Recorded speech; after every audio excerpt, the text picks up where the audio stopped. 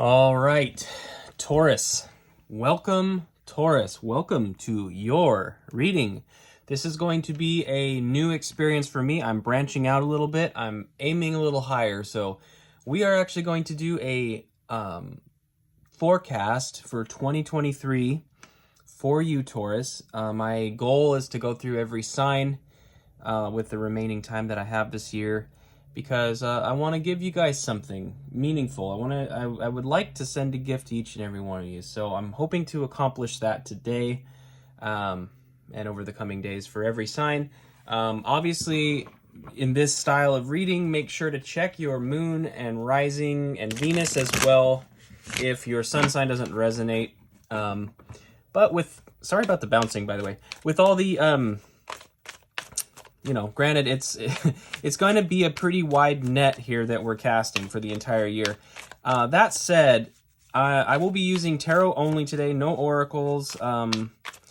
If you've been watching the channel, you know that Rumi's been kind of a part of the channel lately, those Rumi quotes, and I feel like I need to give a little more space to just the tarot itself, and also more space to us as individuals, our own intuition. We're really going to tap into our own intuition today, and that is for a specific purpose. Basically, there's this theme about relying on other people's wisdom that seems to be coming up as a recurring thing in my life personally, and I am a Taurus sun, so I'm sharing that with you because it feels like it's a thing. It feels like it's a thing right now. Many of us are learning about our own power, and I think Taurus, we're often accused of being stubborn and obstinate, and a lot of us have been quite humble about receiving that information, but there comes a time where we do kind of cast off the yoke a little bit of other people's opinions and just let it ride. So we're going to do 3 cards of general energy, and then we will be clarifying and then getting 3 cards potential outcome. My old box spread that I used to do weekly for you guys, but we're going to be looking at it from a longer term perspective, and again, try to leave some space for your year. So this is not a short term by any stretch. Okay, we're kicking it off with the 6 of Cups. We've got the 8 of Wands. Yes, dig it. And we have the Knight of Wands. Okay, awesome. There is, and then underlying the deck here is the Queen of Swords. Like I was saying before, we've had the tendency to be quite gracious with people in terms of receiving their corrections, their rebukes, and there's those messages about being stubborn, being obstinate, not listening. I feel like a lot of us have been very, very gracious with that, and there comes a time where we get ready to cut that out. We have to rely on ourselves at some point. So I kind of see this as cutting out some of the influences from the external realm. This could even represent, ironically, you're listening to me right now, right? It could be about tarot even. It could be about cutting out these influences and these voices even within the tarot realm. I mean, one of my goals as a reader is to give you something you need, and then you move on with your life. I don't feel like chronically watching tarot is actually healthy.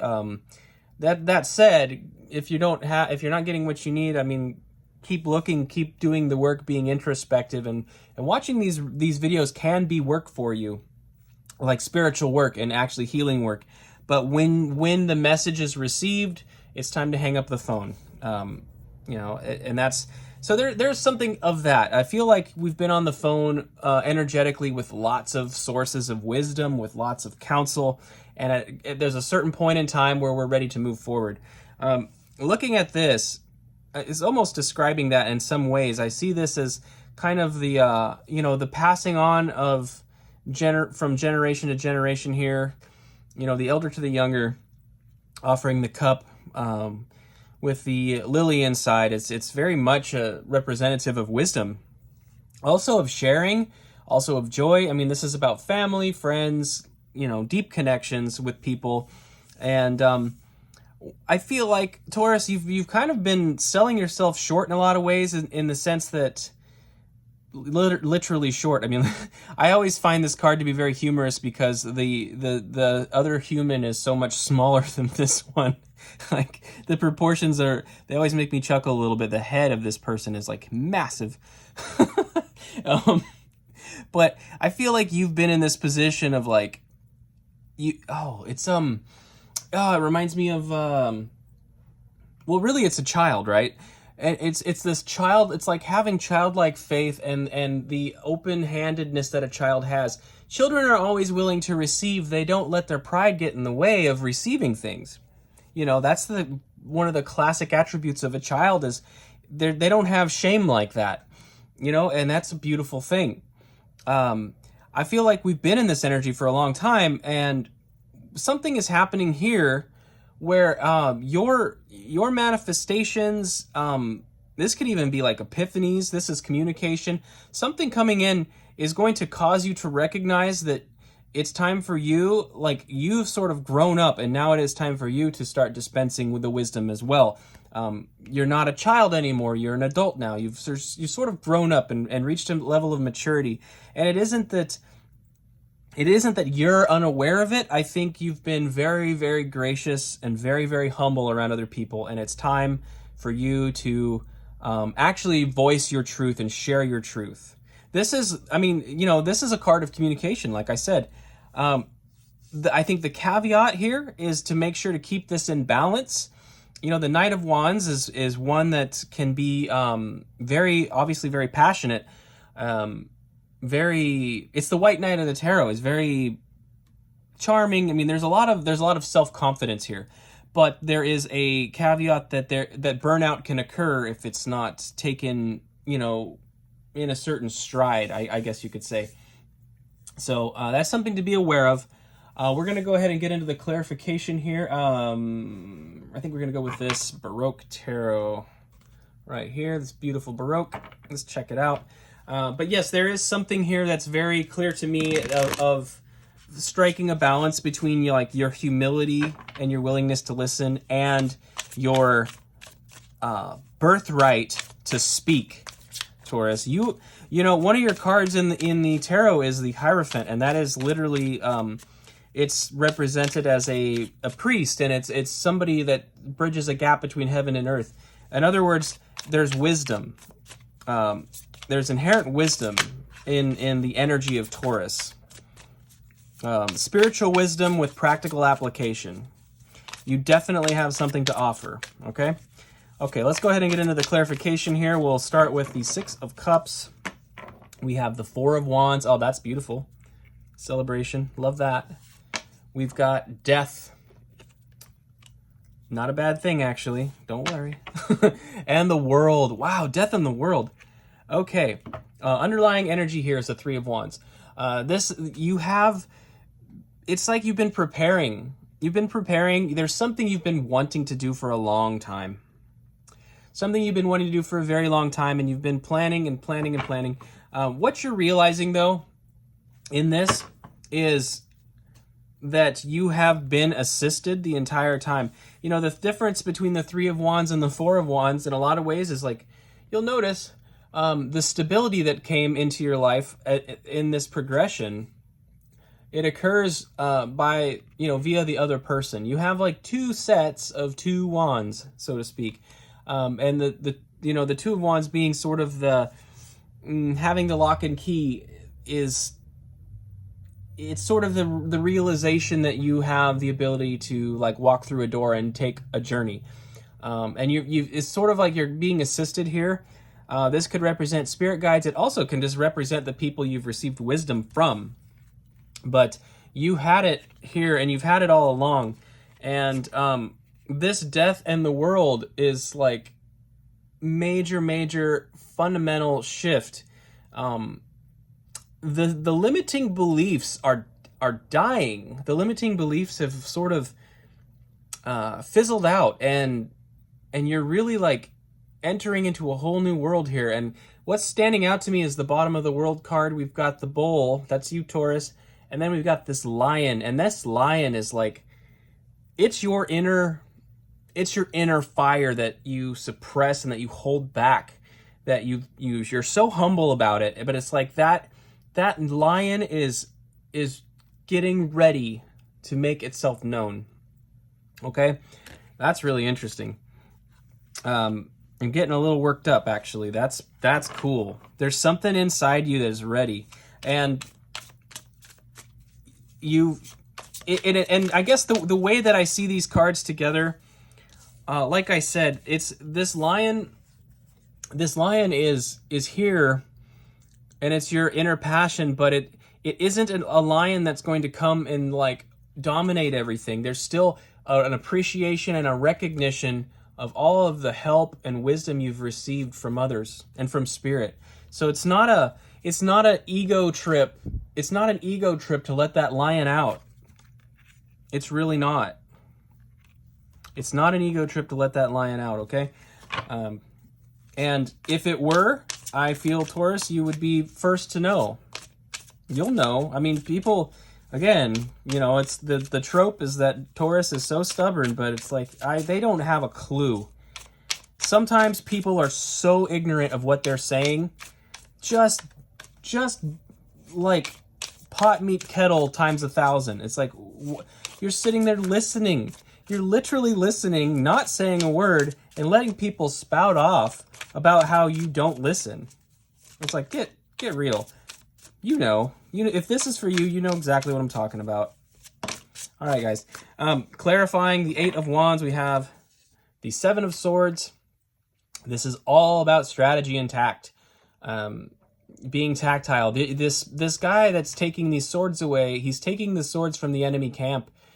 He may even be taking the swords from his own camp. It's actually, the whole point of this is like removing these swords is taking away the opportunity for the battle to occur. It's saving lives, okay? So it can be looked at in different lights, but with all of, you know, for all intensive purposes, 8 of Wands, by the way, on the bottom right now, which is great. For all intensive purposes, it's like it's really doing something to eliminate some of the difficulties. We have the Queen of Cups here. Again, the Queen of Cups is, this is the mother, you know. She is passionate about other people's feelings, you know. This is a nurturing, beautiful energy. Taurus, it is traditionally a sign of Cancer, and you know, some of you may have Cancer. I actually do have Cancer in my chart, but Tauruses are actually they're ruled by Venus, so it is represented by a feminine energy. You know, regardless of our genders, there is compassion within us, and I kind of feel like the reason why the actions are being taken is for helping people, really. And then we have Judgment. Oh man, wow, yeah, it's kind of a mission realignment. You know, if I look at this whole thing together, it is all about. I'm sorry, I'm fumbling with my hands here. It's all about diplomacy, isn't it? I mean, the strategy that's being taken in the way you communicate, the way that you stand up for yourself and establish your own voice, it comes from such a place of love. You want to speak like nourishing water into people's lives. You know, you're replacing the swords. Like the swords it's the suit of communication and mental energy, and it's like you're actually taking away the harsh words and you're replacing it with cups of emotional water, soothing water. And it's something that you're meant to do. It's like this is actually aligning you with your purpose. Like whether you're religious or not, whether you're spiritual or not, no matter how, I mean, if you're just a salt of the earth, bare bones, you know, if you're skin and bones atheist, it does not matter. Part of your disposition as a human being, Taurus, is to heal people. It's to bring water. It's to bring water to the thirsty.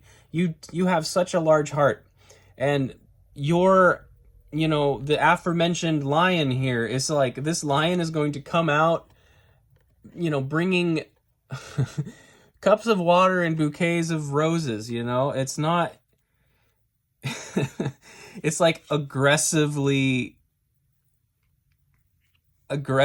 showing love. I don't know. That's a little bit of a paradoxical statement, but you know what I mean. You're gonna be quite quite profoundly loving in a way. People will just see it. It's gonna be obvious. I think if this is resonating in any capacity, you know exactly what I mean. All right, but let's get some clarification on this Knight of Wands. The Knight of Wands is sort of the caveat, like I said, the potential for burnout and things like that. The Knight of Wands does offer a bit of a caution, so let's take a look. As I was saying that, though, the Sun kind of flipped over in my thumb here, so the Sun is our first card. Let's keep going here. The Sun is Leo, by the way, and Knight of Wands being fire sign, it could be representing a Leo. You may have work to do with a Leo, and also bringing up the Lion so many times, also Leo. Strength, strength is also Leo. So there is, and Leo is Leo is such a huge sign of love, of loving. It's an interesting combination, but there could be a Leo somewhere in your life that's important, or you may be encountering one. You may have just Leo in your chart too, and there may be something to explore there, depending on where it is. Maybe there's something that'll give you insight regarding this particular situation. We have the Sun. We've got the Tower. Okay. Right. We got the Tower. And our final card here is the Queen of Swords again. You remember the Queen of Swords from earlier. This Queen of Swords in this deck, being that it's a little more... This deck pulls a little more weight. It will do some shadow work and stuff. She looks kind of pissed. She looks pretty aggressive. Okay, underlying the deck real quick. 5 of Swords. Now, remember I was talking about the 7 of Swords and how we're actually taking swords away from battle to prevent harm? The 5 of Swords, this guy, he basically just straight up like stole the swords from the other 2 figures, okay? So there's sort of a right and wrong way to resolve conflicts with people. It feels like boundary setting. What I'm getting is boundary setting. Because, like I said, the Knight of Wands can get overly passionate. There's potential there. So when things start going right, let's put it that way, because the Sun is a card of like celebration and really it's one of the happiest cards in the tarot. When things start going right and things are accelerating, I mean, this is all like really quick manifestation and happiness coming in. Those rapid changes may cause some issues with other people.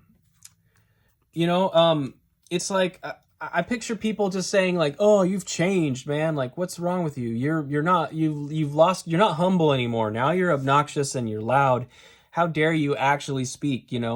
Those kinds of things. Like, your intentions are actually very pure, but I kind of feel like some people are just gonna think that you're becoming arrogant just because you actually are asking for a voice. You're asking for a place at the table, and then suddenly it's like, "Oh, who are you to speak? You're so stubborn and arrogant, Taurus. You're so obstinate." It's like, no, you understand what I mean. If this is resonating, you know exactly what I mean. People have profound hypocrisy when it comes to Taurus and arrogance, I find. But that maybe I'm being arrogant, maybe I'm being ignorant. I don't know. You tell me, guys. And I actually mean that. Tell me if you think so. But I feel like as things are getting better, like you're finding your voice, you're speaking up, you're actually bringing a lot of healing, not only to yourself but to other people. It's like it happens fast enough that it makes people uncomfortable, and they get really accusatory with you, and they start getting argumentative like this. This is kind of a card that can actually represent like arguments that lead to separations and things. Like if you have a big blowout with somebody, they may not speak to you for a while, that kind of thing. It's okay. Remember, I think it's important to bear in mind the way that we've got this Queen of Cups energy here. that belongs to you. Now, this does too, but I think, in fact, I'm going to grab it. These two, it's the same card, but you can see the difference. Look at the hand. Look at the hand gesture. The things that you're cutting out of your life, the things that you've set boundaries and decided you're not going to tolerate anymore, you're doing it with this open hand, and it's gracious. And the sword is straight up. It's like the sword is the sword of truth, and it's not pointed at anybody. It's pointed at the heavens because it's a gesture of sovereignty. This Queen of Swords, she's pointing a finger, and her sword is tilted forward like she's getting ready to actually cut a bitch. Right? Like, do you see the difference? And like I was saying, the hypocrisy, pot, meet, kettle, right? It's like one of you is asking for boundaries. I'd like to think it's you, Taurus. This reading is about you, and I feel like someone almost hijacked it at this point. But there is a graciousness to your insistence on boundaries and mutual respect, and they are not taking it well. They're kind of having a bit of a temper tantrum here. You know, how dare you speak to me that way? Meh, I thought you were my friend, blah. You know, that kind of stuff. You know, and it's like, they'll cool down. You don't have to cut them out of your life, but you don't have to feed that either. It's like, just, if you find yourself having a blowout with somebody moving forward, don't let that stop your growth. Just be gracious with it and give it some time, okay? All right, let's get into an outcome. I think for outcome, we're going to get into this Mushroom Hunter Tarot here. This is the one with the little fungi on it. It's a cool deck for earth signs, I feel. I just like it. So anyway, the creator of this deck is up in Bellingham, Washington, up in the Northwest. And I'm not from Bellingham specifically, but I am from the Northwest. And so I used to forage mushrooms before I moved across the country. And I don't know, it kind of just reminds me of home, and it brings back some nice nostalgic feelings. So let's check it out, Taurus. Absolutely. Okay, one more shuffle here. All right, and I'm actually going to scoot this whole thing up. There we go. Should have enough space now. We've got, this is the Nine of Cups. Nine of Cups. Okay. We've got the Star. Absolutely. Love that. And we got the Tower again. Okay. And then underlying the deck, we have the Seven of Pentacles. Okay, yeah, Seven of Pentacles. You can tell, like, the way these are a little abstract, so it takes a little, little bit of like mental engagement for me to remember what's what, because it's pretty new to me. So, Seven of Pentacles. Let's talk about this first. These are basically like truffles in the ground, and they're surrounding the roots of these trees. The Seven of Pentacles traditionally is sort of looking back at where you've come from, where you are. You know, it's a very introspective card. I feel like at the end of this year, at the end of 2023, this may be something that's happening now, but I feel like you're in this process, right, of going through this change. You're going to be looking back and wondering, if it was... You're going to be wondering if it was worth it, but that's because of your strong compassion that you have there with the Queen of Cups. I feel like you finding your sovereignty may cause some people in your life to go away for a while, and it doesn't mean it's forever. I don't really know. Your specific situation will obviously dictate that, but you will be pondering it because you have such a deep desire to nourish people, and people that you really care about. The Six of Cups up here at the top of the reading, for some of you, this could be about a family member. This could be about a long-term friend. It could be about somebody you really, really care about. And there may be some time where there's not a lot of communication, and I just think that you'll be reflecting on that. And I just want to encourage you that your heart is in the right place if this is how your year is going to go. Now, I want to talk about this Tower first. I'm going a little out of order here, but this Tower, This, I forget the name of this fungus, but what it does is it actually infects these ants. This is a real thing. It infects these ants, and this fungus actually grows out of the ant and kills it, basically. It uses the ant for nourishment, but the ants go, while the fungus is inside the ant, before they sprout and ultimately kill the ant, it basically takes over the ant's brain, and then the ant starts to work for the fungus. It starts to emphasize and prioritize helping this fungus propagate, basically. So it's almost like zombie apocalypse, basically, and it's a real thing that happens in nature, which is totally wild. But the way that it comes out of the brain, this is like a warning regarding that Seven of Pentacles we looked at. As you're looking back on things, be mindful not to let things permeate your mental space. Don't let bear in mind that your mental space is your sovereign space. It is yours. It belongs to you. And don't let people take up real estate in your head, rent-free. Don't let people live in your head rent-free. The changes that are occurring in your life, this is a card of rapid change, and we have seen the Tower twice. The changes that are occurring in your life are positive changes, and other people are going to some people aren't going to understand, okay? Some people aren't. Don't let them convince you that something bad is happening if you're making a lot of changes in your life. Don't let people override your intuition and your innate knowing about the facts. Because what we have here with the Nine of Cups and the Star, the Nine of Cups is a card of wish fulfillment. It's a card of being extremely joyful and happy and satisfied. The Nine of Cups is such a beautiful card. It's obviously precedes the Ten of Cups. Traditionally, it's represented by an individual with the 9 cups, sitting there enjoying the cups.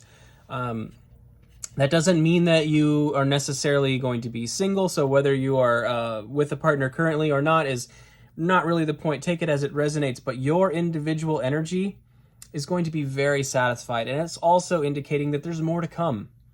You've already collected these 9 cups, and you're feeling so much gratitude and thankfulness to the universe that the universe is going to increase it. It's going to multiply it.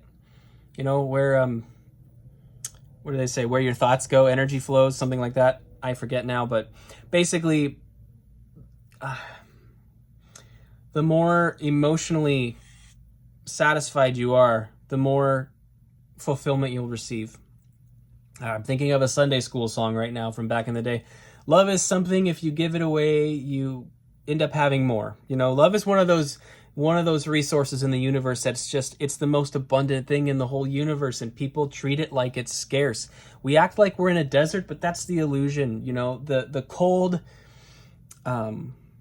coldness of the public in society is so much an illusion, because when people go home to loved ones, or when they or with friends, you see that love come out of them. Like even the most vile characters in life throughout history, they had the capacity to love.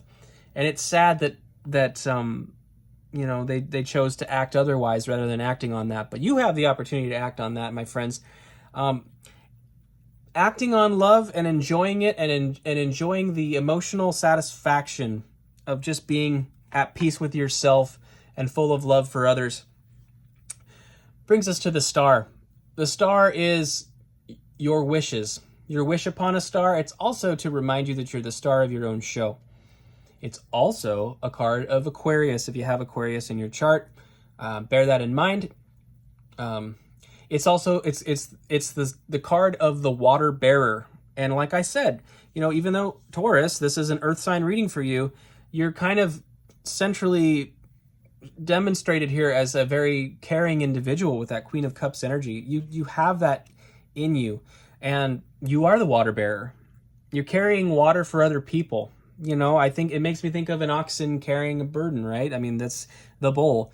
Imagine carrying large sacks of water, or you're carrying you're carrying all of that soothing water for other people, and you're doing so in such a humble way. This card is telling me, though, that your wish is coming in. Like, you're going to find so much satisfaction in finding your voice and learning how to spread that love to others that it's going to nourish you as well. That love, that nourishing water is only going to multiply. And that's what I mean by the Nine of Cups, you know? So I think, Taurus, if I could sum this up in a really succinct way, it's just that this year, 2023, you have an option, you have an opportunity to find your voice and just speak your truth with a profound backing of love. And to find your sovereignty and stand up for yourself while still acting in love. I feel like your eyes are being opened and the illusion of scarcity is going away. You don't have to censor yourself for fear of being rejected by others. There is, in other words, you feel like you've had to do certain things conditionally to seek approval from others in the arena of any kind of love, from family, friends, or romantic partners. But the truth of the matter is your authentic self is what draws people in. It's what attracts people to you. And you have so much to give from a heart space of authenticity, not from a place of fear where you're trying to appease others, Taurus. So that is what I have for you. Thank you so much. I hope that this message served you. I hope you enjoyed it. It is my Christmas gift to you guys. I hope you have a beautiful holiday. Whatever holiday you're celebrating, or even if you're celebrating no holiday, that's cool too. This is just a gift for you at the end of the year. So thank you so much for being here. I hope to see you soon.